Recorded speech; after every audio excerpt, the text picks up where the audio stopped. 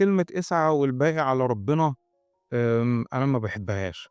لأن هو في الأول وفي الآخر هو كلّه على ربنا، ولكن أنا مُطالب بالسعي عشان خاطر أنا ربنا سبحانه وتعالى حمّلني مسؤولية. أنا الحاجات اللي عندي كلّها أمانة، إمكانياتي، خبراتي، مهاراتي،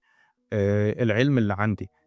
كل حاجة أنا اتعلمتها دي أمانة، وربنا سبحانه وتعالى بيدّيهاني ويقول لي أنت هتعمل بيها إيه. إحنا كلّنا جايين الدنيا دي عشان خاطر نبقى موجودين في امتحان، ولو أنا استخدمت الحاجة اللي معايا دي مضبوط في الاتجاه اللي ربنا سبحانه وتعالى عايزه، وحتى لو تُهت وعرفت أو تُهت وما عرفتش أنا عايز أعمل إيه بالضبط، أو اللي مطلوب منّي إيه، أو اللي ربنا عايزه منّي إيه، أدعي له وأسأله، يا رب أنت عايز منّي إيه؟ أفضل أدعي وأصلّي وأدعي، يا رب أنت عايز منّي إيه؟ هتلاقي ربنا سبحانه وتعالى بيفتّح لك السُبُل والطُرق، ويدلّك ويدّي لك الإشارات اللي تخلّيك تمشي في الطريق اللي ربنا سبحانه وتعالى عايزه منّك. ده اللي هيخلّيك إن أنت توصل، وده اللي هيخلّيك إن أنت